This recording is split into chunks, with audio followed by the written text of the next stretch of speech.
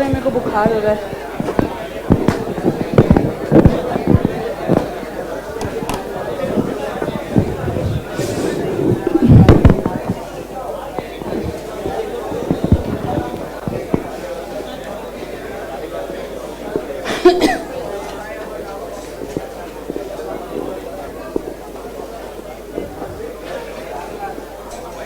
हाँ जी, very good morning.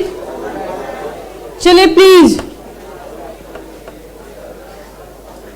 मुझे पता है कि मेरे आने की वजह से आपका शेड्यूल 15 मिनट हिल जाता है थोड़ा सा, लेकिन इससे कम से कम ये फायदा होता है आपको कि थोड़ा आदत बनेगी आपकी टाइमली चीजों की। देखिए, अभी तक जो फेसबुक में जो शेड्यूल आपने देखा है वो शेड्यूल है फॉर 7 जनवरी, ठीक है, आज का, आज से नहीं, आज का। अब वो हो सकता है कि आज रात को वही सेम शेड्यूल 8 का भी छप जाए, हाँ या उसको एडिट करके 7 जनवरी ऑनवर्ड्स लिखना है, तो आई डोंट नो। अभी तक मुझे आज का ही कहा गया है, लेकिन फिर भी कोशिश कीजिए बी ऑन टाइम। जो भी आए आपको पढ़ाने के लिए, at least you must be on time.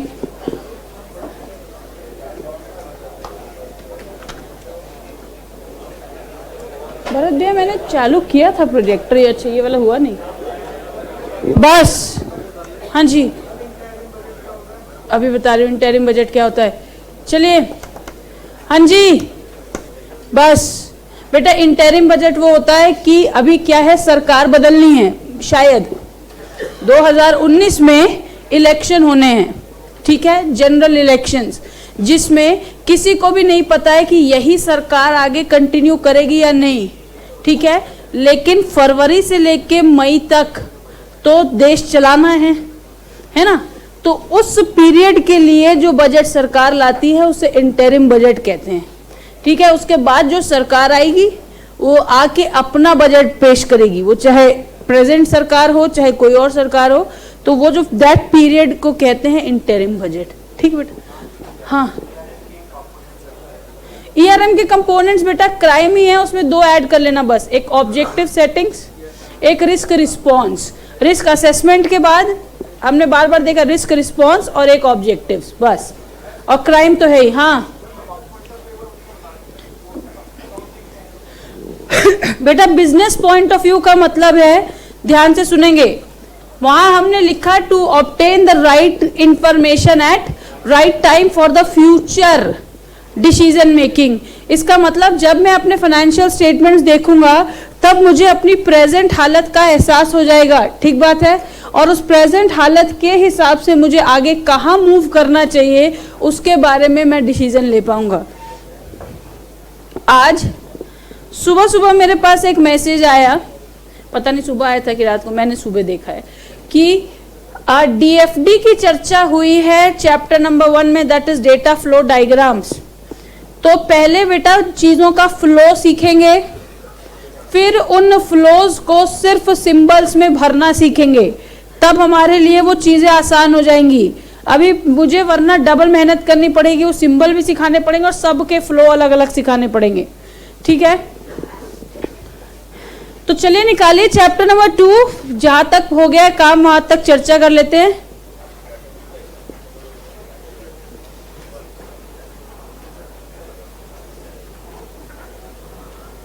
कल शुरू किया है financial and accounting system, financial and accounting system कल शुरू किया है। मैं हिंदी में बोला मैंने आपसे, उसमें हमने देखा है कि फाइनेंशियल और अकाउंटिंग सिस्टम में, देखो ये चैप्टर जो स्टडी के हिसाब से शुरू हुआ है उसमें सबसे पहले लिखा what do you mean by system. तो क्या हम जानते हैं, हम जानते हैं कि mutually related components working together for a common objectives. उसके बाद हमारे स्टडी ने लिखा व्हाट इज प्रोसेस, तो हमें पता है process is a sequence of events और activities that converts input into output. उसके बाद there are 3 use of financial and accounting system from 3 point of views, that is business, accountant and auditors. Accountant says financial statements accurately बन जाए, auditor says कि मैं check कर लेता हूं कि एक्यूरेट बने हैं या नहीं बने हैं, और बिजनेस कहता है भाई इनको देख के ही मैं अपने आगे के फैसले कर पाऊंगा। उसके बाद कल बहुत आसान से कुछ बातें हमने देखी कि अगर हमें कंप्यूटर रिलेटेड एनवायरनमेंट में अकाउंटिंग करनी है तो हमें अपने डेटा को कई सारी चीजों में बांटना पड़ेगा। पहला था types of data, that is master और नॉन मास्टर। मास्टर डेटा ने हमें बताया कि ये वो डेटा है जो एक हेडिंग्स हैं, कुछ एरियाज हैं जिनको बार बार बदला नहीं जाता और यूजर जनरली इनको इनपुट नहीं करता है, वो सिस्टम बनाते वक्त ही हम उसमें इनबिल्ट कर देते हैं और यूजर क्या करता है, उनको चूज करता है। दूसरा होता है नॉन मास्टर डेटा या फिर ट्रांजैक्शन डेटा, जिसका मतलब होता है कि भाई जितनी भी एक्टिविटी सिस्टम से रिलेटेड चली जाएंगी वो सारी बातें कहलाएंगी नॉन मास्टर डेटा। वहां पे इन दोनों के डिफरेंस की जब बात आई थी तो हमने देखा था कि बात याद रखना है कि ये चेंज होता है, ये नहीं होता है। उसके बाद यहाँ पर यूजर उसको एंटर करता है, यहाँ पे उसको चूज करता है, ये सारी बातें आपको माइंड में रखनी है। उसके बाद तो बहुत ही आसान बातें आई, वाउचर टाइप्स। जितनी भी ट्रांजैक्शंस आपके दिमाग में आ रही हैं, सब्सिडरी बुक्स आपके दिमाग में आ रही हैं, वो सब वाउचर के टाइप्स हैं। वाउचर नंबर में सीरियल नंबर तो रखना ही है, लेकिन कुछ यूनिक प्रीफिक्स और सफिक्स लगा दो आगे या पीछे, जिससे ये बात पता चल जाए कि किससे रिलेटेड वाउचर्स हैं। उसके बाद accounting flow, transactions, voucher entry, posting, balancing, trial balance, P&L, balance sheet. उसके बाद types of ledgers, debit, credit, asset, expenses, income, liabilities, P&L, balance sheet. Grouping 4, asset, liabilities, income, expenses.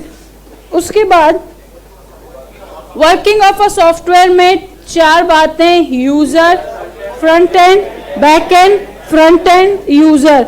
यहाँ पे ये जो बात कही उसमें आपको एक सीक्वेंस रिवाइज हो जाना चाहिए था कि भाई यूजर पहले जाएगा फ्रंट एंड के पास, फ्रंट एंड जाएगा बैक एंड के पास, बैक एंड फिर जाएगा फ्रंट एंड के पास और फ्रंट एंड जाएगा यहाँ पे हमने जब इस बात को लिखा था तो यहाँ पे कुछ इंटरैक्शन की बात की थी, that front end is a mediator between user and the back end, और back end only interacts with the front end. लेकिन फिर भी हमने एक बात वहां पे लिख दी थी, यूजुअली,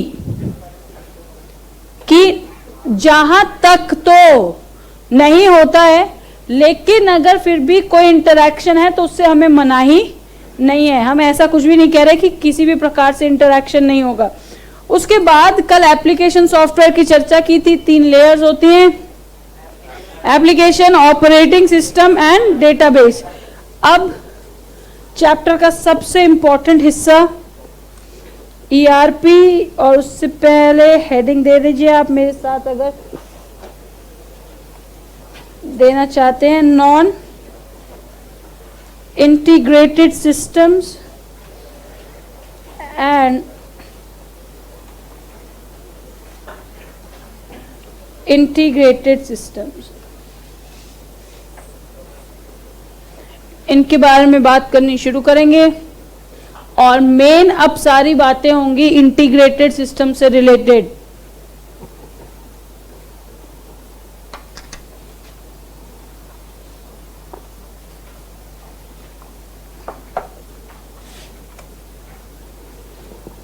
चलिए शुरू करें, हो गई हेडिंग। चलिए ध्यान से सुनेंगे बेटा, यहां पर शब्द है non integrated systems and integrated systems. Integrated शब्द का मतलब मैंने आपको बताया है, आप खुद भी जानते हैं, सब कुछ मिला के उसको कहते हैं इंटीग्रेटेड। और यहाँ क्या है, नॉन इंटीग्रेटेड। बड़े ध्यान से सुनना है, 2 बिजनेस हैं, बिजनेस 1 और बिजनेस 2। बिजनेस 1 अपने सारे डेटा को डिसेंट्रलाइज्ड वे में मैनेज करता है। डिसेंट्रलाइज्ड वे का मतलब आपको फंक्शनल स्ट्रक्चर याद है कि हर फंक्शन के लिए अलग अलग डिवीजन होगा और वो लोग अपने अपने फंक्शन से रिलेटेड काम करेंगे।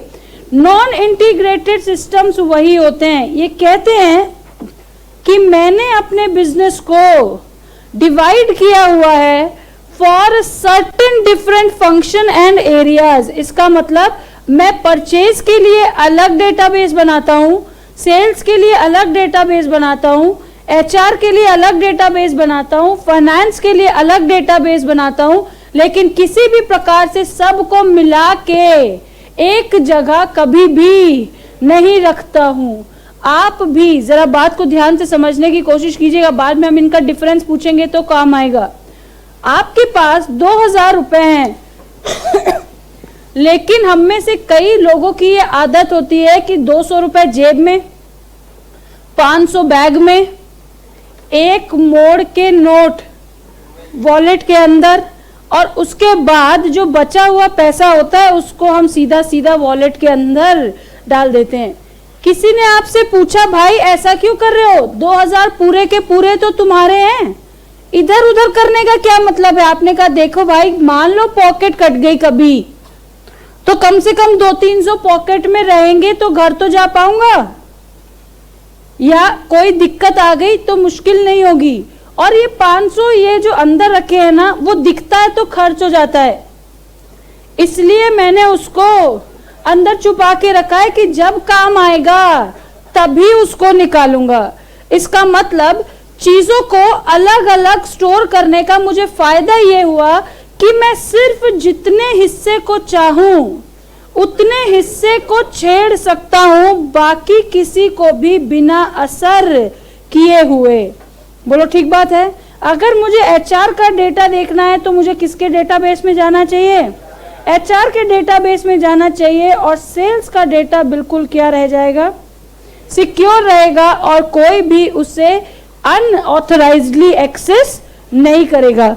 लेकिन सोचो अगर 2000 के 2000 एक जगह हो तो, अगर पॉकेट कटी तो सारा का सारा पैसा एक बार में गया, और जितनी बार वॉलेट खोलोगे उतनी बार सारे पैसे दिखेंगे, और तब तुमको गोलगप्पे की जगह पिज्जा याद आएगा। हाँ, दैट्स फैक्ट। जितना पैसा आपको आपके वॉलेट में दिखे, आप अरे अभी तो बहुत पैसे हैं भाई, मान ले आज पिज्जा खा लिया कोई बात नहीं, कल गोलगप्पे भी नहीं खाऊंगा तो मैनेज हो जाएंगे। लेकिन ऐसा कभी होता नहीं है। अब ध्यान से सुनेंगे, अब क्या बात करनी है? इंटीग्रेटेड, हमारा जो मेन टॉपिक है वो यही है। इंटीग्रेटेड सिस्टम्स, अगर इसका अपोजिट आप समझने की कोशिश करें तो एक लाइन में ये बिजनेस नंबर 2 चाहता है, ये आजकल यही चलता है, बड़े ध्यान से सुनना है। बिजनेस नंबर 1 ने क्या कहा था कि मैं अपने सारे फंक्शंस के लिए अलग अलग डेटाबेस बनाऊंगा और उनको डिसेंट्रलाइज्ड वे में मैनेज करूंगा। लेकिन परेशानी ये होती है, क्या इन सब के लिए अलग अलग सॉफ्टवेयर्स लगेंगे कि नहीं? भाई अगर सेल मैनेज करना है तो उसका सॉफ्टवेयर, परचेज मैनेज करना है तो उसका सॉफ्टवेयर, एंड सो ऑन।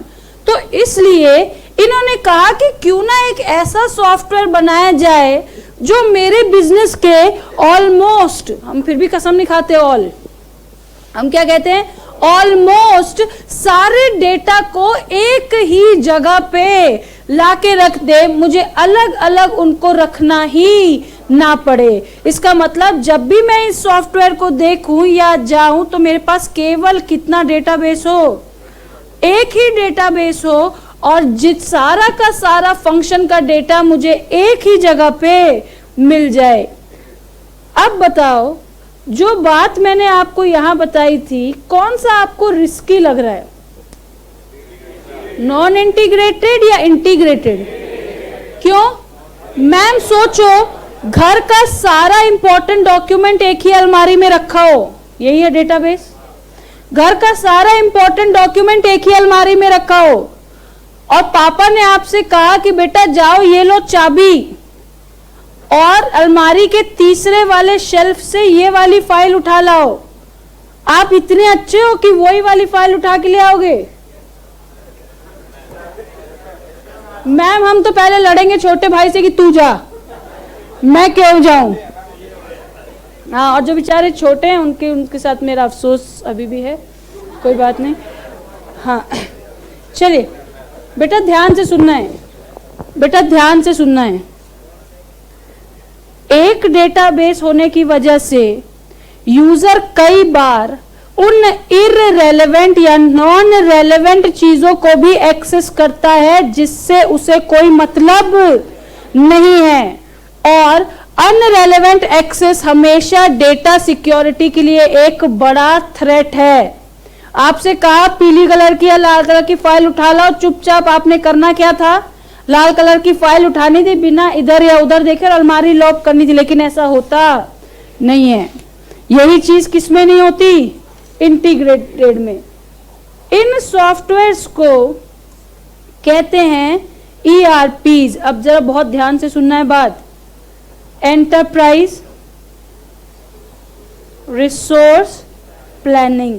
देखो मेरा गला, आवाज बदल गई है बात बोलते बोलते कि जो नाम है वही काम है। अब जरा ध्यान से देखो, ये सॉफ्टवेयर्स अपने नाम में ही अपना ऑब्जेक्टिव लेके चल रहे हैं कि मैं एक ऐसा सॉफ्टवेयर हूं, मैं एक ऐसा सॉफ्टवेयर हूं जो एंटरप्राइज के ऑलमोस्ट रिसोर्सेज को इंटीग्रेट करके उनकी प्लानिंग के साथ उनको मैनेज करूंगा। वो सॉफ्टवेयर्स कहलाते हैं ERP। और ERP एक स्टेटमेंट बोलता है that one business, one software and one database. इसका एम क्या है, एक बिजनेस, एक सॉफ्टवेयर, एक डेटाबेस। ERP integrates 5M। कितना M? इंटीग्रेट्स का मतलब क्या है, जोड़ना। ERP 5M की तरफ ध्यान देता है, मैन, मशीन, मटेरियल, मनी और market. Man, machine, material, money और मार्केट। अगर अब आप इन 5M को जरा ध्यान से सोचेंगे तो आपको नजर आएगा कि ऑलमोस्ट बिजनेस कवर हो गया। Man, human resource, machine, production, material, purchase, money, finance, market, sales and marketing.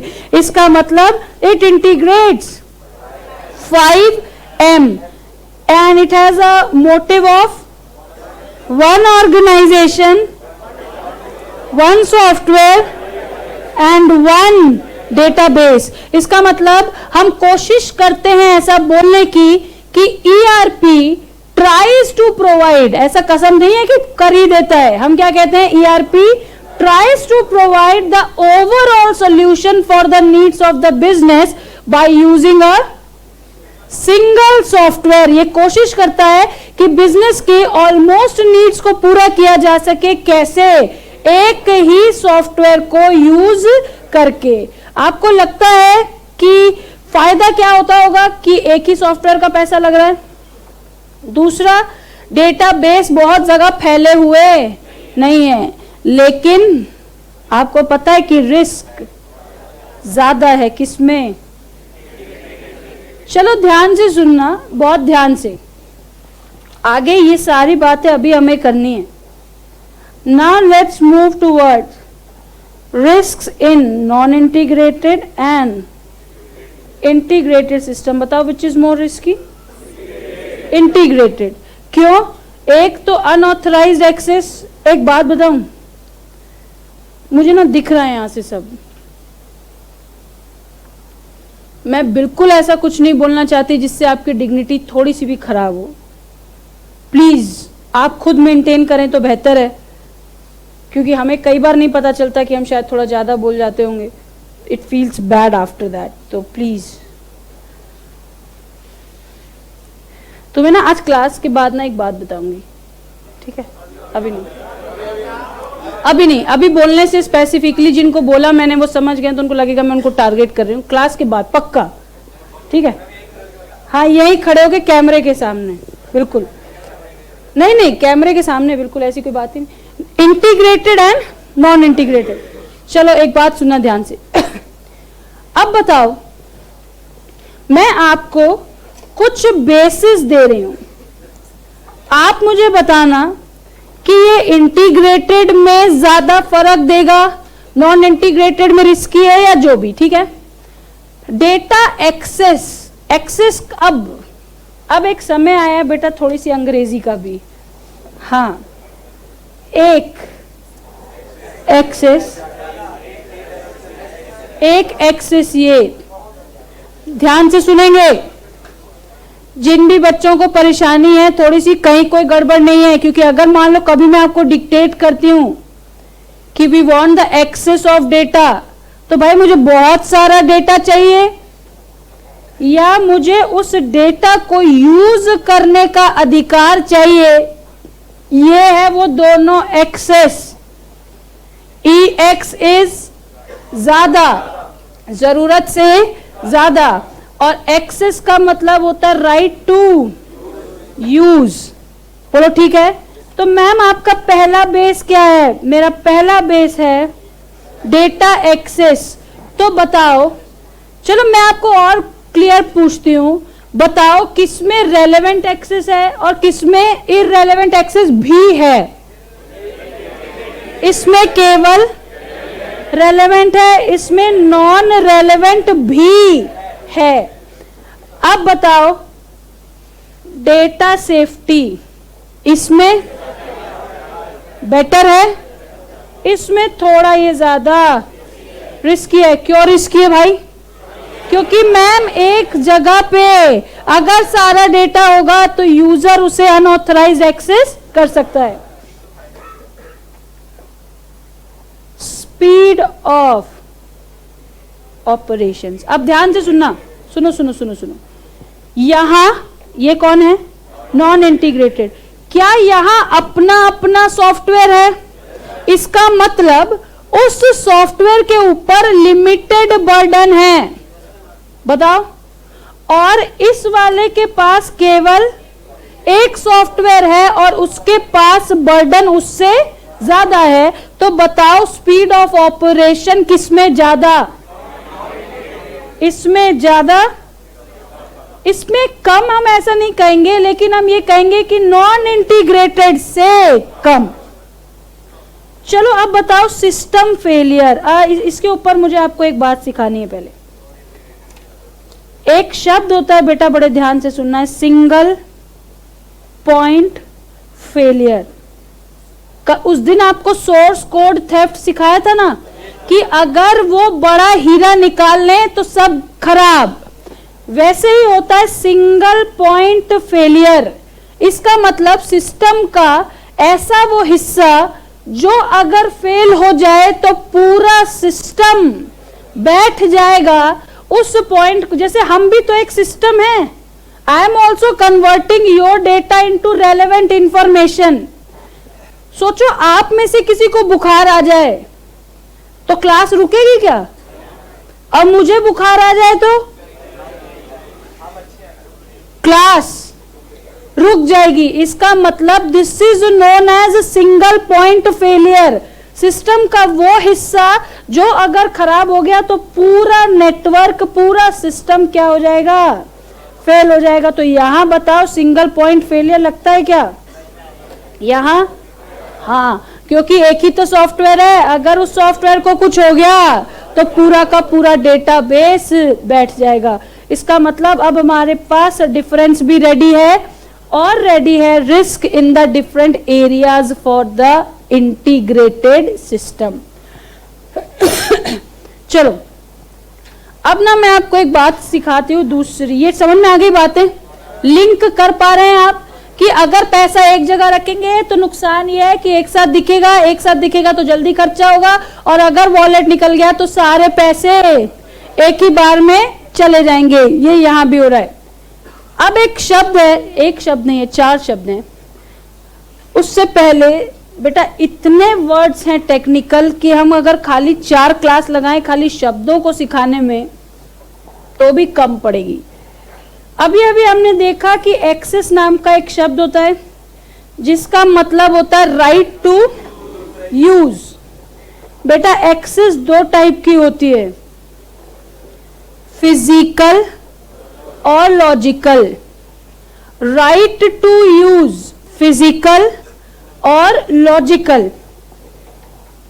किसी डिवाइस या रिसोर्स के इस्तेमाल को कहते हैं फिजिकल एक्सेस। आपने कहा मैम आपका फोन दिखाना, मैंने कहा ये लो, इसका मतलब आपको कौन सा राइट दिया? Physical access. फिर आपने कहा मैम इसमें से वो वाली मूवी ले लूं क्या अपने फोन पे? मेरे में है नहीं भाई, एक गाना नहीं है मेरे फोन में, तुम मूवी की बात कर रहे हो। ठीक है, इधर सुनो ध्यान से बात। मैंने कहा लेकिन तुम इस वाले पर्टिकुलर फोल्डर से कोई डेटा इधर उधर नहीं करोगे।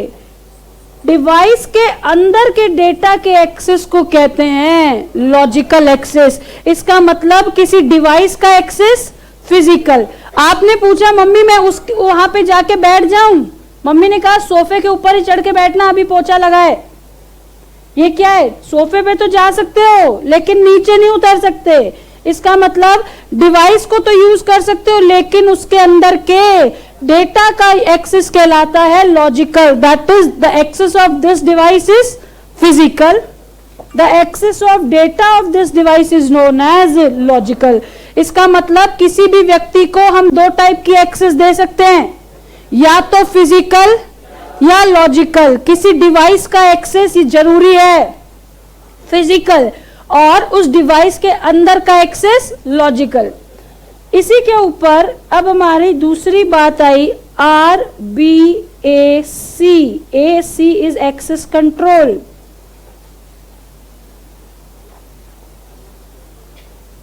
Role based access control. आप कभी बैंक गए हैं? अगर आप 1, 2, 3 बार से ज्यादा बैंक गए होंगे तो आपने एक बात को नोटिस किया होगा कि हर बार कैशियर कोई अलग भी होता है। जो बंदा कैश डिपॉजिट कर रहा होता है वो कई बार अलग अलग भी होता है।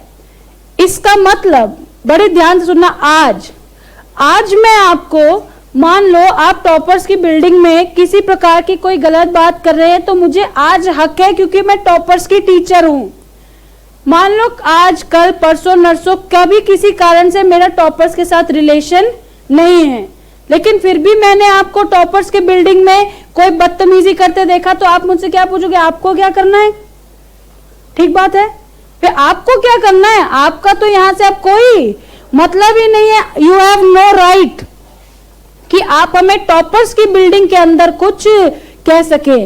रोल बेस्ड एक्सेस कंट्रोल कहता है कि किसी भी डिवाइस या डेटा का एक्सेस उसके नाम से नहीं है, उसकी पोजीशन से है। जैसे हमारे देश का राष्ट्रपति भवन, वहां मिस्टर रामनाथ कोविंद जो रहते हैं वो इसलिए नहीं रहते कि उनका नाम रामनाथ कोविंद है, वो इसलिए रहते हैं क्योंकि वो प्रेसिडेंट हैं। और as soon as his tenure will end, automatically उनको उस राइट को छोड़ना पड़ेगा और वही सेम राइट उस बंदे को मिल जाएंगे जो आगे जाके प्रेसिडेंट बनेगा। बैंक के कैशियर को अधिकार होता है पैसे रखने का, मिस्टर ए को अधिकार नहीं है। बात समझ में आ रही है? रोल बेस्ड एक्सेस कंट्रोल कहता है कि अगर ये वाली अथॉरिटी है तो ही तुम राइट टू यूज कर सकते हो, तुम्हारा नाम XYZ कुछ भी हो उससे फर्क नहीं पड़ता। तो role based access control, that is the access right is not given to a particular person but to a particular role or position, that is known as RBAC, that is role based access control. ये important है, 2 number के question में बहुत important है। Write about RBAC। और एक और शब्द होता है लेकिन वो हमारे पास इसमें स्पेसिफिकली पूछा नहीं है, लेकिन फिर भी देख लो, एक और शब्द होता है, एक और RBAC, और एक और RBAC होता है rule based access control. Rule based access control का मतलब होता है कि कोई भी मैनेजर केवल अपने ही सबऑर्डिनेट्स को रूल कर सकता है, किसी और मैनेजर के अंडर के सबऑर्डिनेट्स को आप रूल नहीं कर सकते। मतलब क्या करना है, सिर्फ अपने लोगों को बताओ, दूसरे लोगों को बताने का कोई मतलब नहीं है। अभी के लिए लास्ट की बात, फिर लिखेंगे इसको, and that is types of access. कितने होते हैं, फिजिकल और लॉजिकल। व्यू, क्रिएट, ऑल्टर और प्रिंट। जरा ध्यान से देखो, अब इस फोन को देखो, मैंने आपसे कहा कि आपके पास इन 4 प्रकार के अधिकार हो सकते हैं। या तो केवल क्या करो, देखो, दैट इज रीड ओनली। आप किसी भी प्रकार का कोई चेंज नहीं कर सकते। जैसे आप मम्मी को कोई फोटो अपनी दिखाते ना, अपने हाथ में ही फोन लेके कि मम्मी इधर उधर नहीं कर दे, बस यही देखो, ऐसे ही, यही है जो है, बस। मम्मी कहती थोड़ा ढीला तो छोड़, नहीं, बस यही है जो है। वो क्या है, व्यू, केवल देखो और खत्म करो।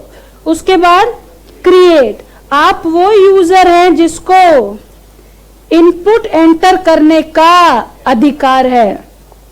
फिर ऑल्टर का मतलब उन डेटा को चेंज कर सकते हैं, और प्रिंट का मतलब उनका रिजल्ट आप अपने पास सेव करके रख सकते हैं। तो आपके पास 4 एक्सेस के अधिकार हैं, केवल देखो और कुछ मत करो। व्यू, आपके पास राइट है कि आप डेटा को एंटर कर सकते हैं, आपके पास राइट है कि आप डेटा को चेंज भी कर सकते हैं, और आपके पास राइट है कि इस डेटा को आप सेव करके रख सकते हैं। देखो, प्रिंट का मतलब यहाँ पे केवल पेपर प्रिंट नहीं है, स्क्रीनशॉट्स, मेल्स में, ये सब क्या कहलाता है, प्रिंट। रिजल्ट को आप क्या करके रख सकते हैं, सेव करके। हम क्या पढ़ रहे हैं, risk related to integrated and non integrated. तो आपने देखा कि रिस्क दोनों में है, लेकिन नॉन इंटीग्रेटेड में थोड़ा कम है। हमने यहाँ पे कुछ बेसिस बना के देख लिया है रिस्क, याद रहेगा ये। Data access, data safety, speed of operation, system failure. अब बताओ, स्टाफ टर्नओवर किस में ज्यादा होता होगा,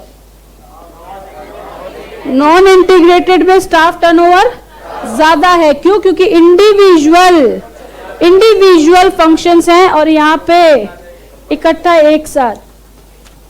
आरबीएसी याद रहेगा, नहीं, ये वाला आरबीएसी, रोल बेस्ड एक्सेस कंट्रोल। किसी इंसान को राइट नहीं है, उसकी पोजीशन को राइट है। टाइप ऑफ 4 एक्सेस याद रहेंगे, केवल देखो, व्यू, क्रिएट, ऑल्टर और प्रिंट। अगर ये चारों बातें इसमें से या तो ऑल हो सकता है या एनी ऑफ द अबव हो सकता है। तो फटाफट से आप कॉपी निकालें। हाँ जी, आपको रूल को याद नहीं रखना है, आप रोल ही याद रखो। रूल भी होता है, मैंने आपको बताया है कि अगर स्पेसिफिकली कभी आपसे पूछता है कि what are the 2 types of access controls, ऐसे पूछेगा नहीं। कभी अगर पूछता है तो आप बताएंगे रोल बेस्ड भी होता है, रूल बेस्ड भी होता है। वैसे वो लोग उसको लिखते हैं फिर RAC, रूल बेस्ड को, रोल बेस्ड नहीं लिखो, RBAC लिखते हैं। चलिए, थोड़ी सी, अब तो आप ठंड से आए थे, हाथ आपके थोड़े अकड़े हुए से भी होंगे। अब तो काफी देर हो गई, ऑलमोस्ट 45 मिनट्स। हेडिंग हमने दी हुई है, हेडिंग हमने दी हुई है non integrated and integrated systems. तो मैं इसको लिखना यहां शुरू कर रही हूं, non integrated systems, non integrated systems.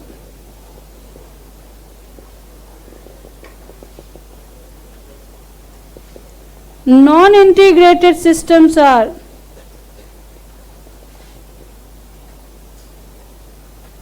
those systems where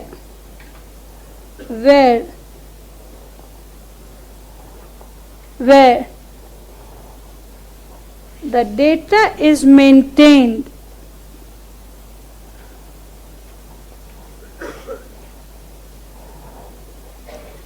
in decentralized way.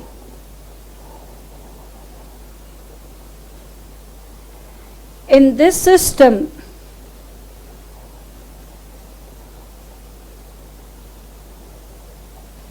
Separate softwares, हमें पता है कि डेटाबेस भी सेपरेट होते हैं और सॉफ्टवेयर्स भी, तभी हमने स्पीड ऑफ ऑपरेशन में बात तय की थी. Separate softwares and separate database are used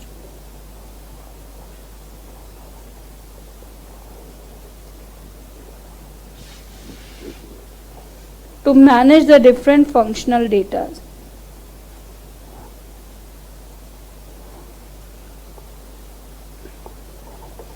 उसके बाद अच्छा 5M का नाम बताओ तो. Man, machine, material, money and market. ठीक है.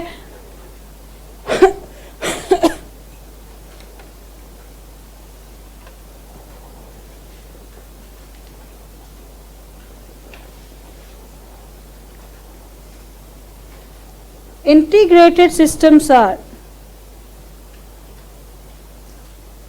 those systems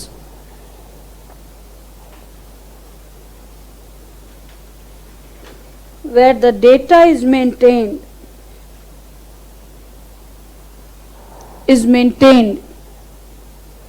in centralized manner.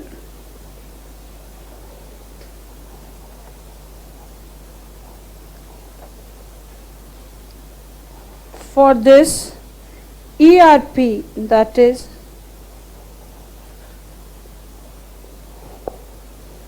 Enterprise Resource Planning,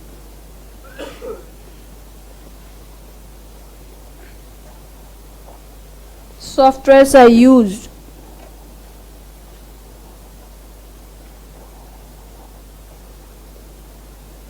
ERP integrates 5M, that is man, machine, material, money and market.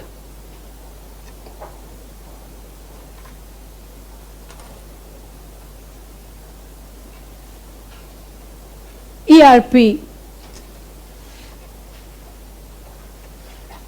tries to provide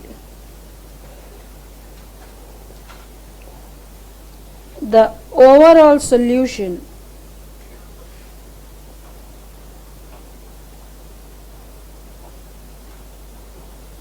for the enterprise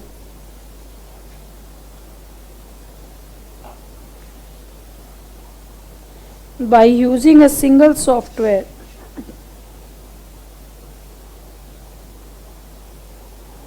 It focuses on one organization,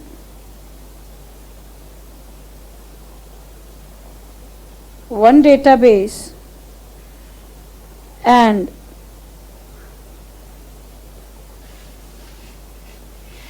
one software.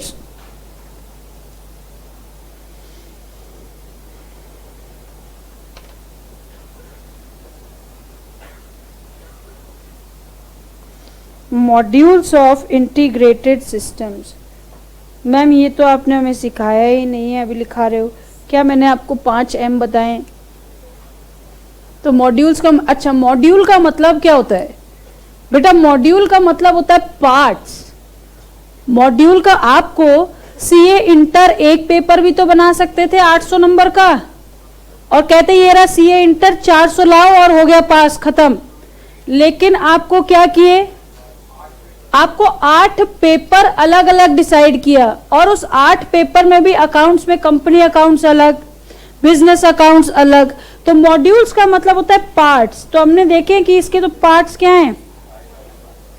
5M के अलावा 2 और लिखेंगे, लेकिन ये तो हमें याद ही हैं. A is men. Men includes human resources. Machine production, that is manufacturing. उसके बाद मटेरियल, परचेज और प्रोक्योरमेंट। उसके बाद मनी, फाइनेंस। उसके बाद मार्केट,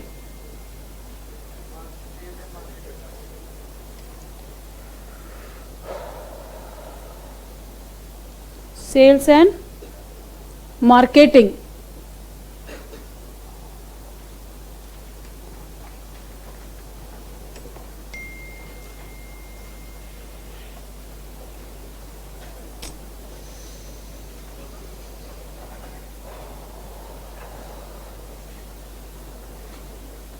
चलिए, अभी एफ इज कस्टमर, इसके ऊपर बात करेंगे हम लोग अलग से। Customer relationship management and G is data warehouse. Data warehouse, इन दोनों के ऊपर सेपरेट बात करेंगे, बाद में अलग मॉड्यूल है इसका। उसके बाद risks,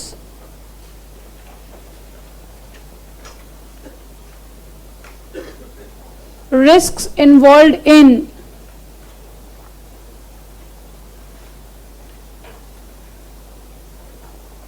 non-integrated and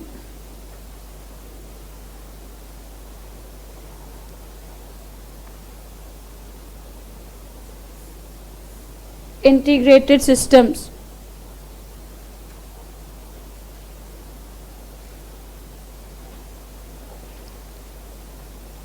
Non-integrated systems are, अरे ठीक है यार, are comparatively, बताओ, more risky और less risky than integrated systems. Second,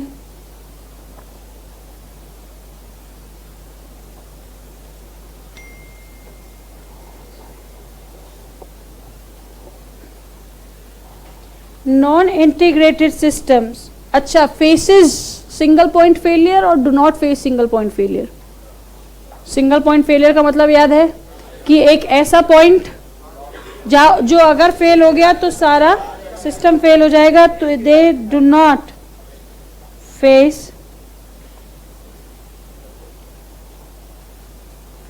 single point failure, but integrated system has a risk of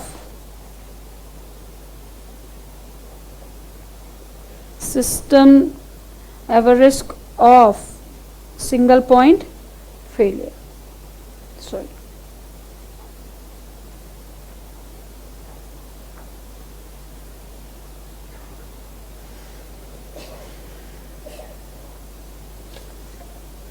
लेकिन अब लिखेंगे ABC. A is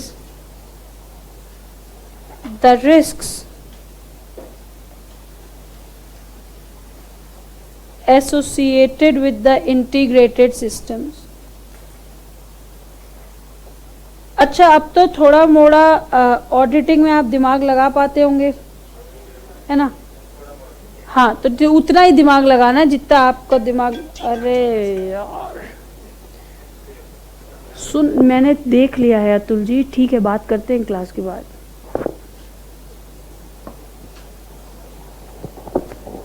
यार तुम लोग ही बात कर लेते हैं पहले ही। ऐसा है कि मैसेज आया मेरे पास अभी सर का कि मैं सिर्फ 10:30 वाली क्लास ले पाऊंगा, आप इको पढ़ा लो, ठीक है? सुनो एक मिनट, मैं पूछ रही हूं आपसे,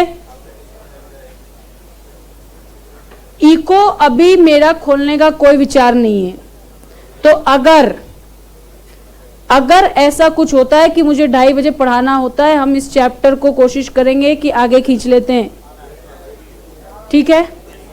तो 2:30 बजे हमारी क्लास होगी, लेकिन EIS क्यों इको, क्योंकि यार ऐसे तो हो गई पढ़ाई, मुझे खुद को नहीं फील आता पढ़ाने में, एक एक चैप्टर 5-5 दिन में एक एक चैप्टर खोलने में, वो कोई मत। अगर 2:30 बजे सर नहीं पढ़ाएंगे तो लेट्स ट्राई कि इसको जितना हम लोग खींच सकें, ठीक है। ज्यादा देर में नहीं पकाऊंगी आपको, जितनी देर, और एकदम इजी इजी बातें जो ऑलरेडी हम देख चुके हैं वो वाली चीजें कवर कर लेंगे।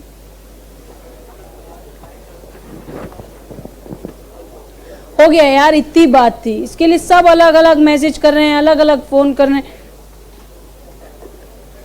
नंबर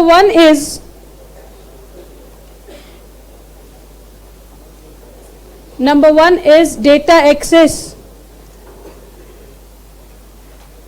अच्छा, हम ऑडिट वाली बात कर रहे थे कि आपने एक बात को ध्यान रखना है कि ऑडिटर्स केवल गलती निकालने के लिए नहीं है,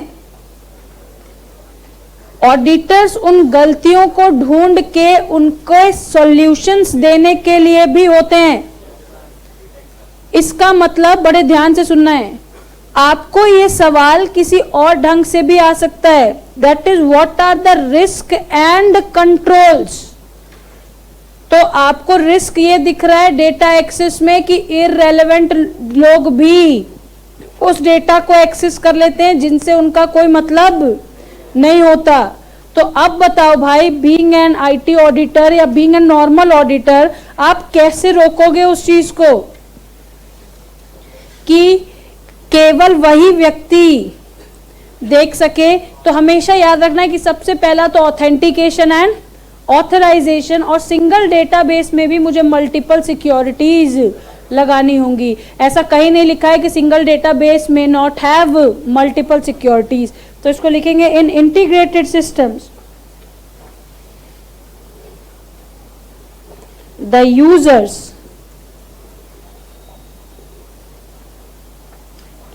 may have the access of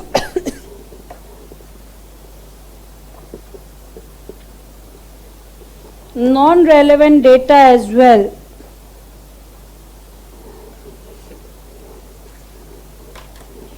दूसरा, data safety.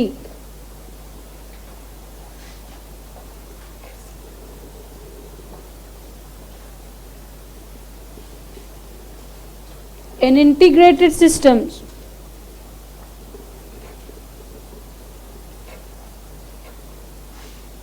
the data are more likely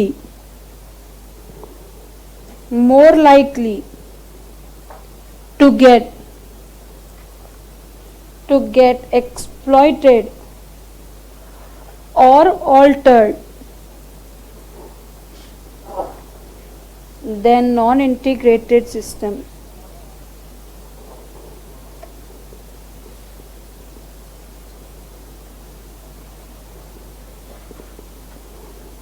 Exploited or altered than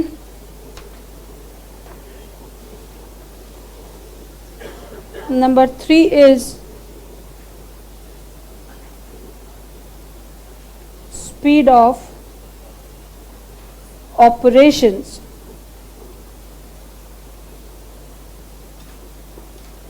Single software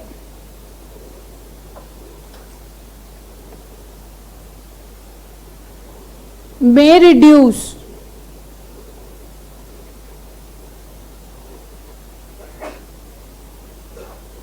the speed of operations of multiple functions at a time.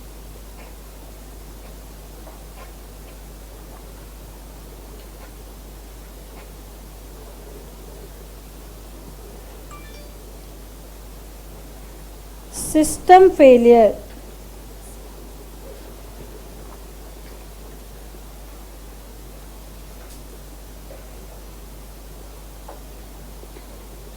single point failure can obstruct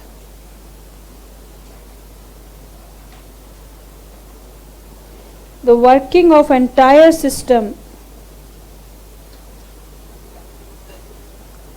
entire system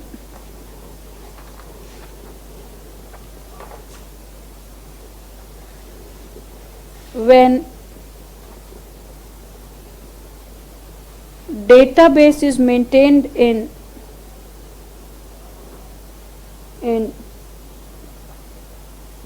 centralized manner.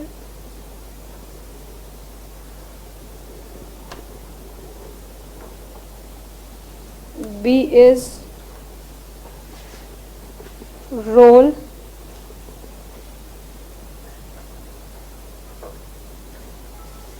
based access controls.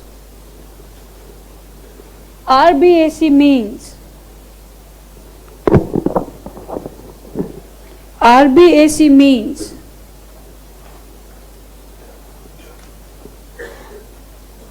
the right of access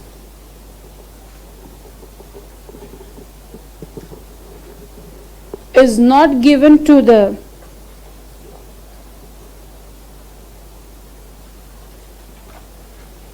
particular person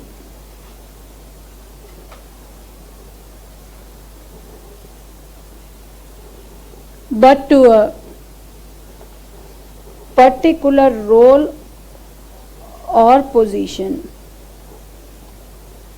That is, as soon as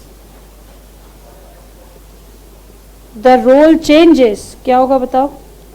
The access right also gets changed.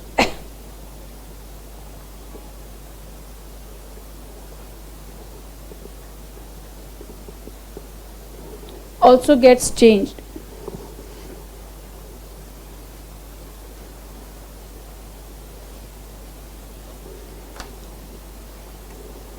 C is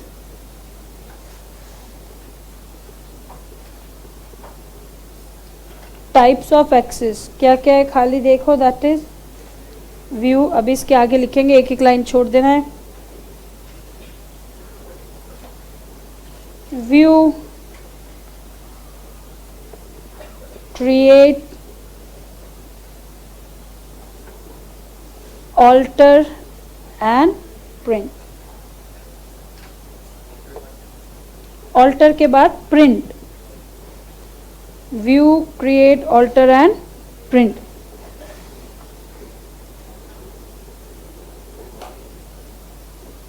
Allows only to view data,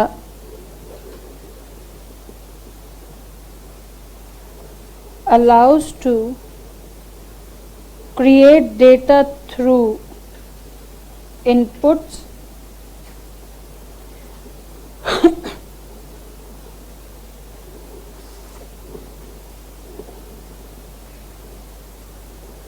allows to change or alter the data, and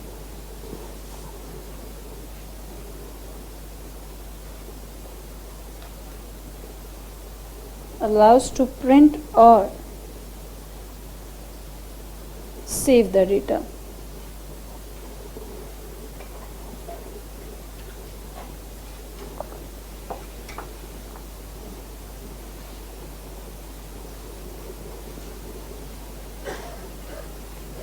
जो लिख चुके हैं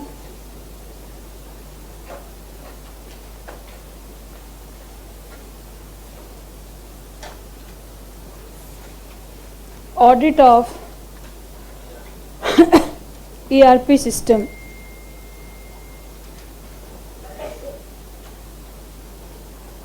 audit of ERP system.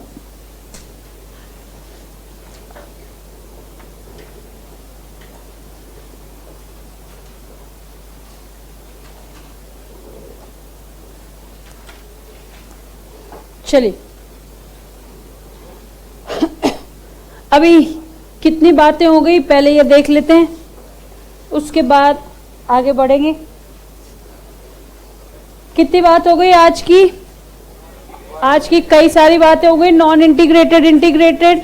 जब कई सारे software different function के लिए अलग अलग डेटाबेस. नॉन इंटीग्रेटेड, एक सॉफ्टवेयर एक डेटाबेस. इंटीग्रेटेड, और उस बात को समझने के बाद हमें ये बात पता चल चुकी है कि कौन सा रिस्की है, कौन सा लेस रिस्की है, कहाँ पे क्या दिक्कत आ सकती है। उसके बाद RBAC का मतलब हमें समझ में आ गया है कि किसी मिस्टर एक्स को नहीं है राइट, उसके रोल को है। उसके बाद किस प्रकार के एक्सेस हम कर सकते हैं, हम सिर्फ देख सकते हैं, कुछ छेड़ नहीं सकते, अपना नया डेटा क्रिएट कर सकते हैं, जो ऑलरेडी है उसको चेंज कर सकते हैं और उस डेटा को सेव करके रख सकते हैं, दैट इज प्रिंट। उसके बाद हमारे पास है ऑडिट। चलो उससे पहले कुछ एक नए शब्द मैं आपको और सिखाऊं। कोई लिख रहा है क्या?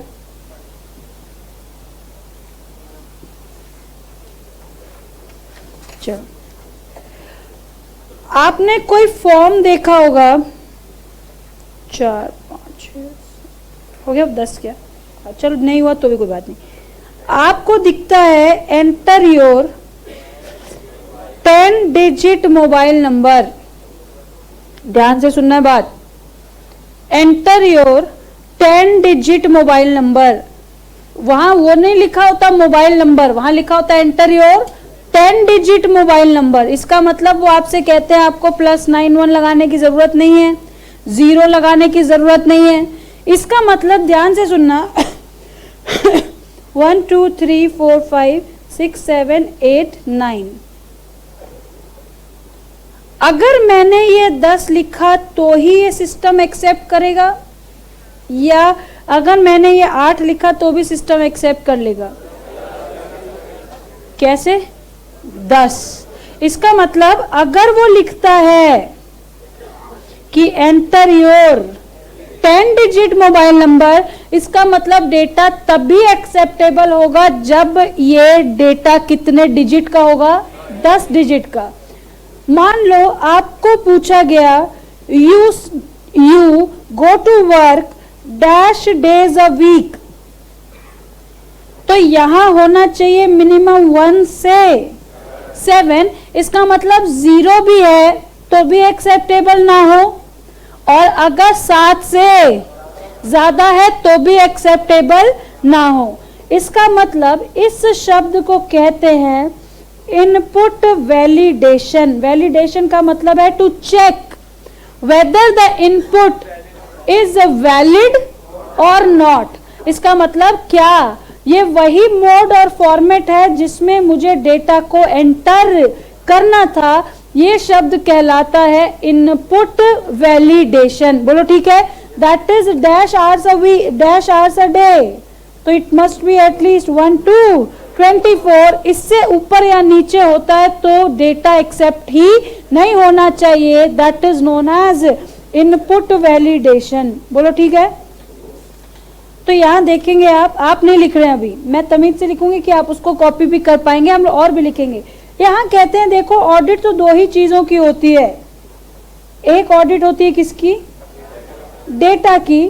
और जब भी डेटा की ऑडिट होती है तो उसमें सिर्फ 2 ही बातों को देखते हैं, एक उसकी फिजिकल सेफ्टी और उसका एक्सेस कंट्रोल। तो हो गया ना ये फिजिकल एक्सेस, लॉजिकल एक्सेस, क्योंकि वहां पे डेटा है देखो, तो डेटा का एक्सेस तो हमेशा लॉजिकल ही होगा।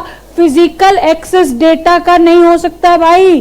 डेटा एक फैक्ट है और फैक्ट को कभी फिजिकली एक्सेस नहीं कर सकते हैं। तो यहां पे मुझे क्या देखना है? उसका चेक करना है फिजिकल कंट्रोल, और यहां चेक करना है उसका राइट ऑफ लॉजिकल एक्सेस।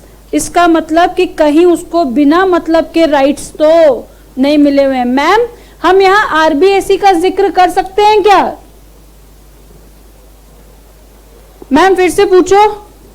मैंने कहा कि अगर मैं एक्सेस कंट्रोल का ऑडिट कर रही हूं, अब आप ऑडिटर बन के सोचो कि अगर मैं किसी सिस्टम का एक्सेस कंट्रोल चेक करने जाऊंगा तो मैं क्या आरबीएससी देखूं या नहीं देखूं? मैम बिल्कुल देखो कि जिस बंदे को इसका राइट मिला है वो उसके काबिल भी है या नहीं। एक एक्सेस होता है, ऑडिट होता है डेटा का, और दूसरा ऑडिट होता है किसका? प्रोसेस का, क्योंकि बिजनेस में डेटा को ही तो प्रोसेस करते हैं। ये भी दो, एक हर प्रोसेस के फंक्शन का और ये चेक करना है कि जो डेटा एंटर हुआ है वो सही है या नहीं, दैट इज इनपुट वैलिडेशन। ये बातें मैंने स्पेसिफिकली इसलिए नहीं बताई क्योंकि थोड़ी देर पहले ही बताई थी कि दो एक्सेस होते हैं, फिजिकल और लॉजिकल, और audit function that is related to the particular functions, and that is to check whether the input is correct or not. लिख लीजिए इसको।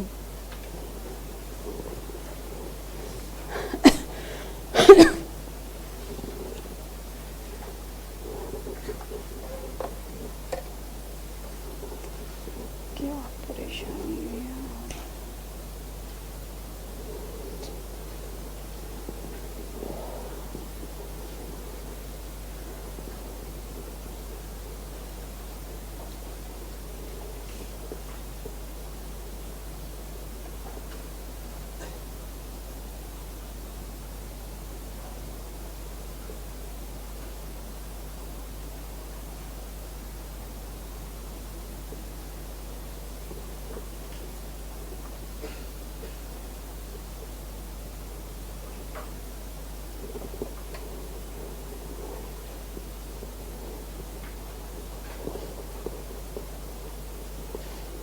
इस चैप्टर के बाद हम 4 और 5 करेंगे, उसके बाद 3 पे जाएंगे।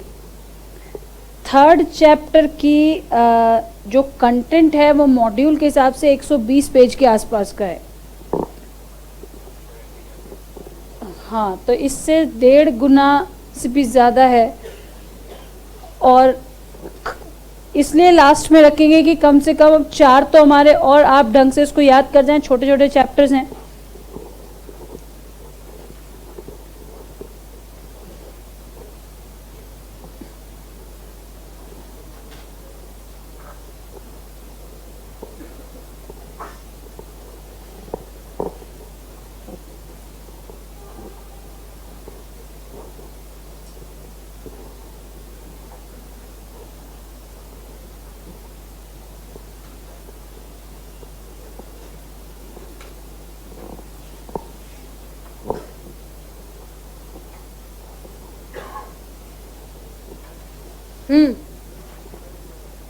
फर्स्ट वाला मतलब ऑडिट ऑफ डेटा का मतलब है बेटा, ऑडिट ऑफ डेटा का मतलब क्या है? मुझे चेक करना है, या ऑडिट का मतलब तो ठीक है ना, चेक करना है कि जो डेटा मेरे पास रखा है वो फिजिकली सेफ है। फिजिकली सेफ का मतलब जहां वो स्टोर्ड है वो डेटाबेस मेरा सिक्योर्ड है या नहीं, और जो लोग उस डेटाबेस को एक्सेस करते हैं उन लोगों के पास उसको एक्सेस करने का अधिकार है या नहीं। कहीं कोई अनऑथराइज्ड पर्सन तो उसको एक्सेस नहीं कर रहा है। हाँ जी, डन। अच्छा बताओ, what are the form of businesses? What can be the form of businesses? Ma'am ये क्या सवाल हुआ? आप कल को अगर कोई काम करना चाहेंगे बिजनेस, तो किस किस रूप में कर सकते हैं? चलो ये तो अलग चीज हो गई। And what will be the operations there? Ma'am हम या तो ट्रेडिंग करेंगे या मैन्युफैक्चरिंग करेंगे और या तो सर्विसेज देंगे। यही बात है कि किसी भी बिजनेस का इन तीनों में से ही कोई एक पर्पस हो सकता है, that is either simply sale and purchase और मैन्युफैक्चरिंग ऑफ द गुड्स और providing the relevant services to the customers.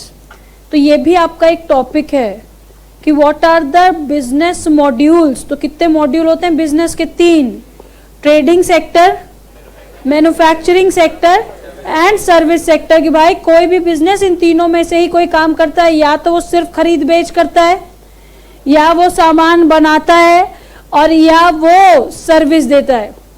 अब इसके आगे जितनी भी बात हम करने वाले हैं आपको थोड़ा सा कल से बादाम खानी शुरू करनी पड़ेगी, क्योंकि अब हम 7 से 8 बातें पढ़ेंगे और सबके अपने सीक्वेंस हैं। अब जो आगे हम बात पढ़ने वाले हैं बिजनेस प्रोसेस फ्लोज की, तो सोचो बिजनेस प्रोसेस फ्लो, तो प्रोसेस है तो सीक्वेंस ऑफ एक्टिविटीज है, और फ्लो तो बताता ही है कि इसके आगे अब क्या होना है। तो इसका मतलब हमें अकाउंटिंग का बिजनेस फ्लो, सेल्स, परचेज, लेकिन सबसे अच्छी बात है कि ये सब हमने थोड़ा बहुत फर्स्ट चैप्टर में पढ़ रखा है। इन्वेंट्री का, प्रोडक्शन का, प्रोजेक्ट का, सप्लाई चेन मैनेजमेंट का, इन सब का हमारा अभी तक का चैप्टर का स्कोप यही है। तो चलिए बताइए कि अकाउंटिंग का बिजनेस प्रोसेस फ्लो क्या होगा। मैम याद तो करा था हमने, transaction, post voucher entry, posting, balancing, trial balance, लेकिन इसने कहा कि इससे नहीं हो पाएगा। मैम फिर क्या होगा? सबसे पहले तो होते हैं ट्रांजैक्शन, उनको हटा दो, उसके बाद वाउचर एंट्री। वाउचर एंट्री को एक और नाम दिया जाता है सोर्स डॉक्यूमेंट्स। वाउचर्स को नाम दिया जाता है सोर्स डॉक्यूमेंट्स। उन सोर्स डॉक्यूमेंट्स के बाद आते हैं जर्नल, जर्नल के बाद लेजर, लेजर के बाद ट्रायल बैलेंस। अब ध्यान से सुनना, यहां तक तो ठीक है।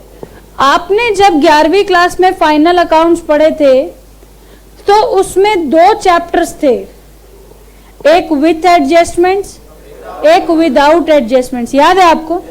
आपको पहला चैप्टर जो पढ़ाया गया वो विदाउट एडजस्टमेंट्स था कि सिंपल ट्रेडिंग P&L बनाओ और काम खत्म। लेकिन आपने जैसे ही ये पढ़ा तो आपको पता चला कि कुछ ऐसी भी बातें होती हैं जिनको अभी तक ट्रायल बैलेंस में इंक्लूड नहीं किया होता। इसका मतलब जो मेरा ये वाला ट्रायल बैलेंस है वो अभी भी पूरा नहीं है। 5वीं बात होती है एडजस्टमेंट्स, वो फैक्टर्स जो अभी भी इसमें एडजस्ट होने बाकी हैं।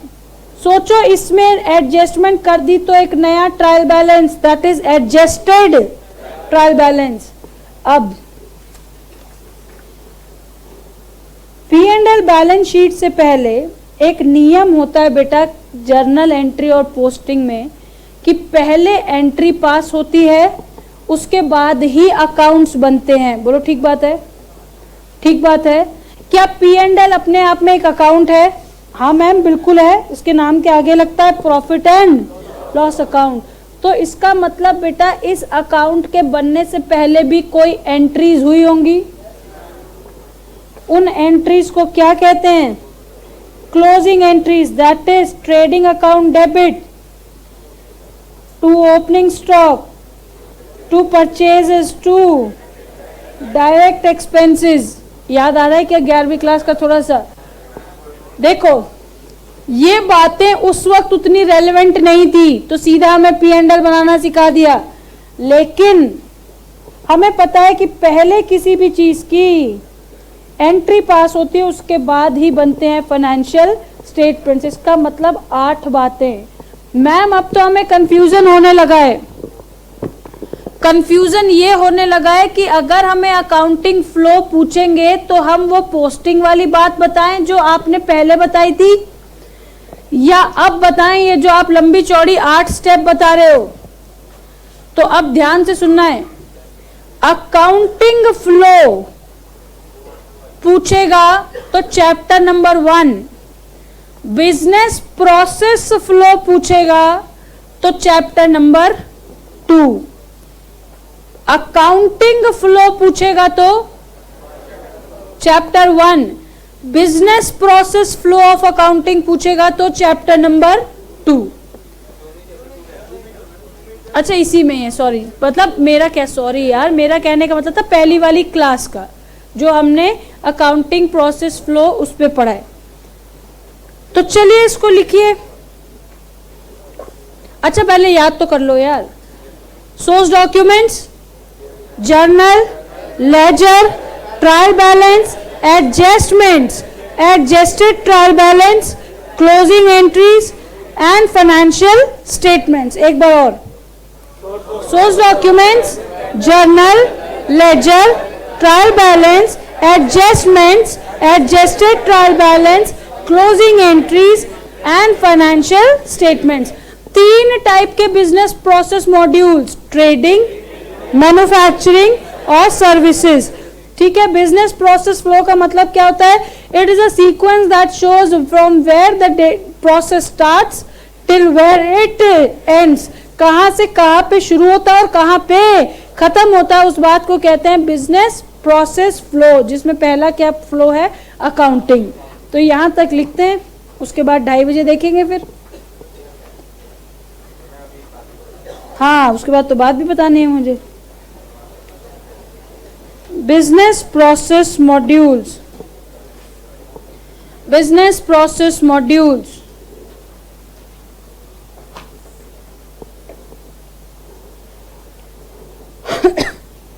Trading, trading business,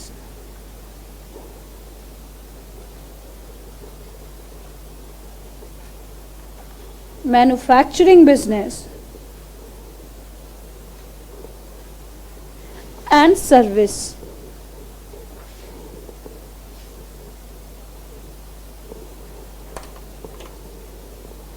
It simply involves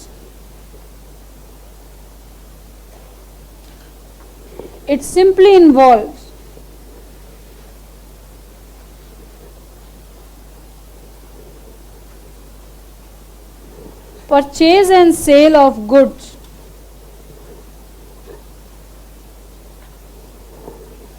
in the market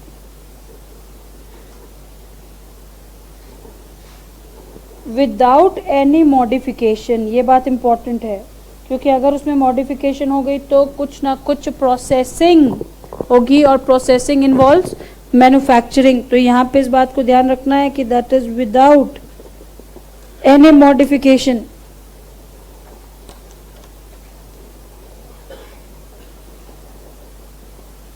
it involves. अच्छा एक बात बताओ कि मैन्युफैक्चरिंग में ट्रेडिंग का कोई कॉन्सेप्ट होता है या नहीं होता है? मैम एक बार फिर से बोलना। मैंने पूछा कि मैन्युफैक्चरिंग में ट्रेडिंग के एस्पेक्ट्स इन्वॉल्व होते हैं या नहीं? मैम होते हैं। आप रॉ मटेरियल खरीदते हैं और अपना सामान बेचते भी हैं, तो it involves all the aspects of trading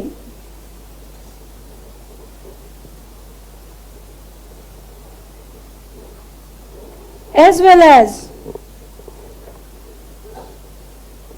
the aspects of conversion or modification of raw material.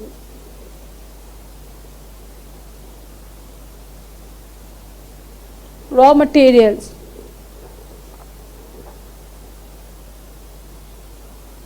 into finished goods.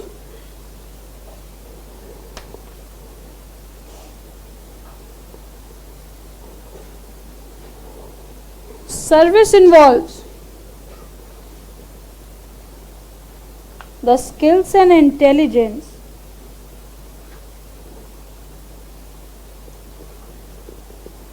which do not require an inventory.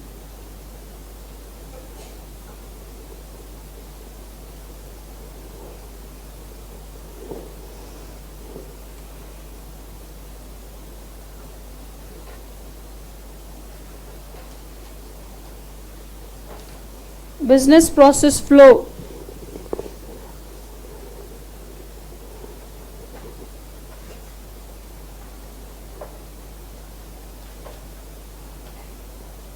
Business process flow is a presentation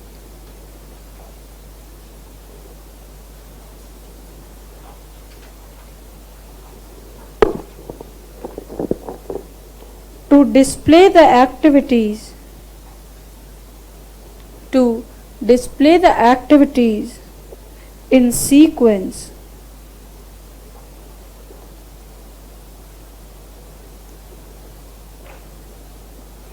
which are involved in the process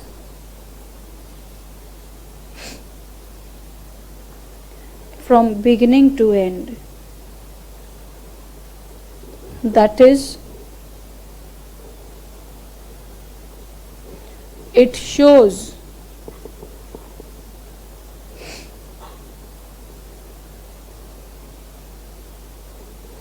where the process starts till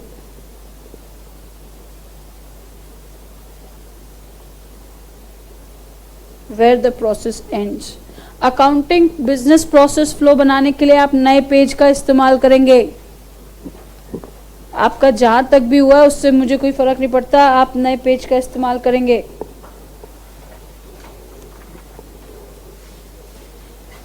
किसी का लिखना बचाइए.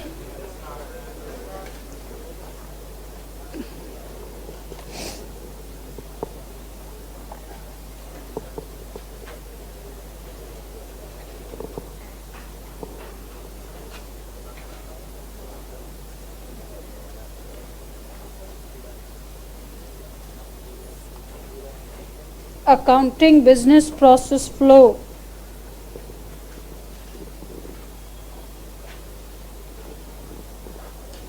ऊपर वाला लिखना बचा है किसी का?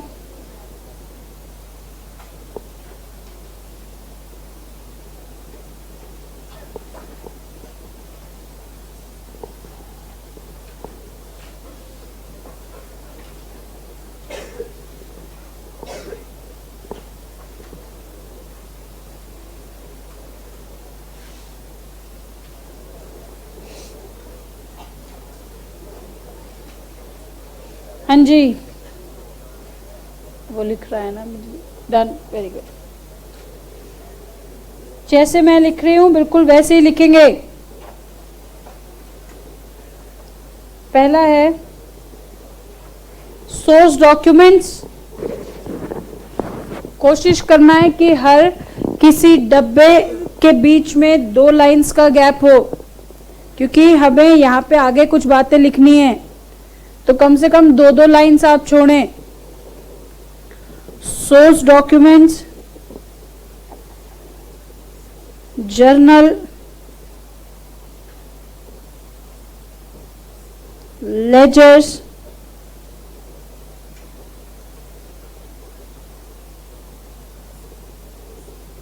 ट्रायल बैलेंस,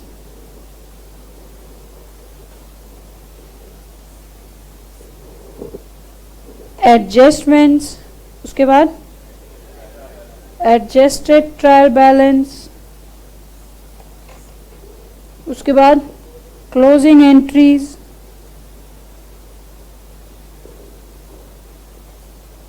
और क्लोजिंग एंट्रीज के बाद financial statement.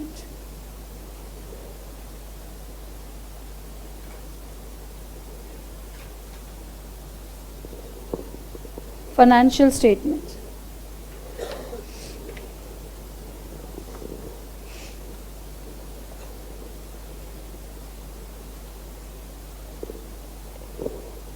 It includes bills, vouchers, or any other documentary evidences.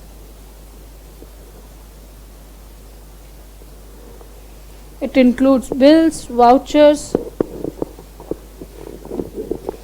or any other documentary evidences.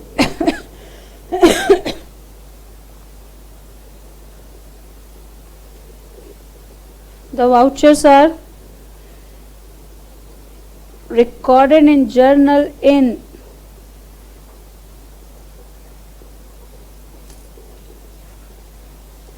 chronological order.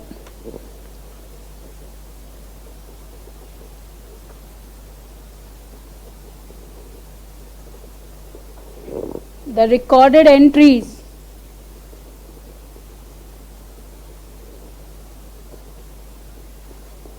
are posted in the relevant account.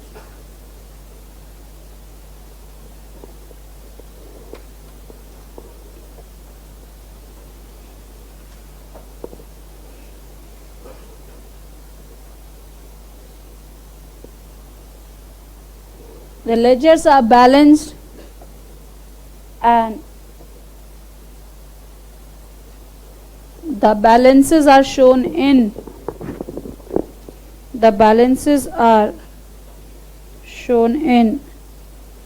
trial balance.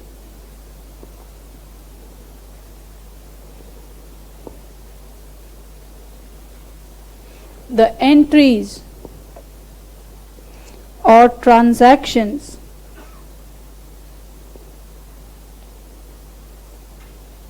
which are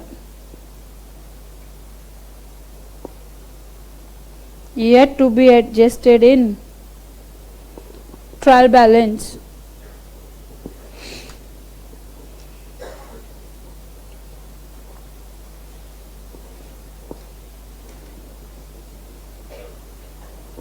a new trial balance with all the left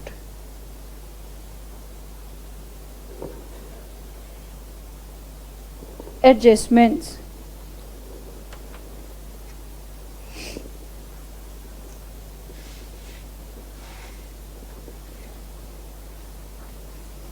These entries are passed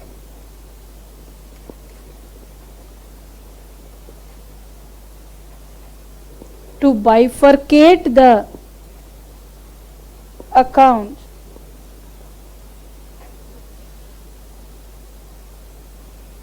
and transfer them into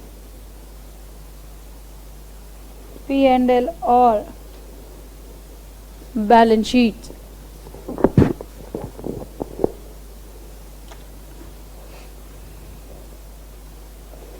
Financial statements.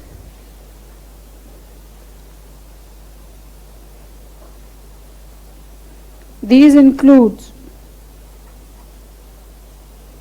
P&L, balance sheets, notes to accounts, cash flow statements, etcetera, और भी जितने भी बातें आपको याद आए, लेकिन यहाँ पे हर किसी के लिए फाइनेंशियल स्टेटमेंट की परिभाषा अलग अलग है। अच्छा, एक और बात, जब आप AS 21 पढ़ लेंगे तो you will see that CFS has two meanings. अभी तक हमारे लिए CFS is cash flow statements, उस वक्त हो जाएगा कंसोलिडेटेड फाइनेंशियल स्टेटमेंट्स। हो गया आपका थोड़ा अच्छा लॉ के सेक्शंस पे, ठीक है। तो दैट इज कंसोलिडेटेड। यहाँ पे कंसोलिडेटेड फाइनेंशियल स्टेटमेंट्स नहीं है, यहाँ पे we are talking about cash flow statements. और स्पेसिफिकली AS 21 की जब चर्चा होती है तब उसकी बात करेंगे। चलिए, तो आज कहाँ से शुरुआत की है पहले देखते हैं। इंटीग्रेटेड, नॉन इंटीग्रेटेड, ये बातें तो अब दिमाग में छप जानी चाहिए कि भाई अलग अलग डेटाबेस मेंटेन करना नॉन इंटीग्रेटेड, अलग अलग सॉफ्टवेयर्स लगाना नॉन इंटीग्रेटेड। एक सॉफ्टवेयर लगा के एक ऑर्गेनाइजेशन में एक डेटाबेस मेंटेन करना इंटीग्रेटेड। उसके बाद मुझे पता चला कि इंटीग्रेटेड के 5 M होते हैं, मैन, मटेरियल, मशीन, मनी और मार्केट। और इसी से मेरे मॉड्यूल्स भी निकल आए 5। Man is human resource, manufacturing, procurement और फाइनेंस और सेल्स और मार्केटिंग। मैंने यहाँ पे 2 बातें और लिखी है, CRM और डेटा वेयर हाउस। उसकी चर्चा शायद अभी 2:30 बजे हो जाए, और अगर नहीं हुई तो कल। उसके बाद वी हैव सीन दैट कुछ रिस्क हैं। तो बार बार मुझे ये बात पता है कि देखो, ऐसा है कि कन्वीनियंस तो इंटीग्रेटेड में ज़्यादा है क्योंकि सब कुछ एक ही जगह है, लेकिन परेशानी भी एक जगह होने से ये है कि लोग ज़बरदस्ती का डेटा एक्सेस करते हैं, जिससे डेटा की सिक्योरिटी में भी फर्क पड़ता है। और एक सिस्टम होने की वजह से अगर उसमें कोई दिक्कत आ गई तो एंटायर सिस्टम फेल हो जाता है। उसके बाद रोल बेस्ड एक्सेस कंट्रोल, उसने कहा कि देखो भाई तुम्हें नहीं दे रहे हैं राइट, उसके रोल को दे रहे हैं। जिस दिन तुम्हारा रोल बदल जाएगा उस दिन तुम्हारी राइट भी बदल जाएगी। देखो वो इंप्रूव भी हो सकती है और आप डिमोरलाइज भी हो सकते हैं, आपको डिमोट भी किया जा सकता है, ठीक है। उसके बाद वी हैव सीन 4 एक्सेस हो सकती है, सिर्फ देखो view, create, alter and print. कौन कौन से 4 access? View, create, alter and print. उसके बाद ऑडिट, किसकी? 2 सिस्टम में 2 ही तो चीजें हैं, डेटा और प्रोसेस। डेटा की 2 बातें, डेटा की 2 बातें कौन कौन सी? Physical safety, access control. Process की 2 audits, functional audit and input validation. Input validation was a new word जिसने हमें बताया कि तभी डेटा को एक्सेप्ट करना है जब वो हमारे as per the mode and format हो। देखो आपने ऑफर भी पढ़े हैं लॉ में, तो आपने देखा है कि अगर मान लो आपने ऑफर में लिख दिया कि इसी मोड से एक्सेप्टेंस होगी, तो आपको पता है कि वो कितना भी दूसरे ढंग से हाँ बोले, आप ऑफर रिवोक कर सकते हैं, क्योंकि सेम वर्ड या सेम मोड में वो एक्सेप्टेंस नहीं था। यही इनपुट है। उसके बाद हमें पता चला कि कोई भी बिजनेस करने के 3 ही रास्ते हो सकते हैं, ट्रेडिंग हो सकती है और मैन्युफैक्चरिंग हो सकती है और सर्विस हो सकती है। यहाँ पे हमने लिखा है कि विदाउट मॉडिफिकेशन, लेकिन यहाँ लिखा है यहाँ पे ट्रेडिंग भी होती है और कन्वर्जन और मॉडिफिकेशन भी होता है। सर्विस में बेसिकली काम है स्किल्स और इंटेलिजेंस का, यूजुअली इन्वेंट्री का काम नहीं है। हमें पता चला कि प्रोसेस फ्लो का मतलब होता है from where the process start till where the process ends, it is a presentation और to display the activities in sequence, कि भाई कैसे कैसे आगे चलना है। जिसमें एक बात हमने अभी देखी है, बाकी आगे देखेंगे। वो क्या है? अकाउंटिंग। क्या है उसका? Source documents, journal, ledger, trial balance, adjustments, adjusted trial balance, closing entries and financial statements. ठीक है, अब बात बताओ यार, तुम लोग तो वैसे ही ज्ञानी हो यार।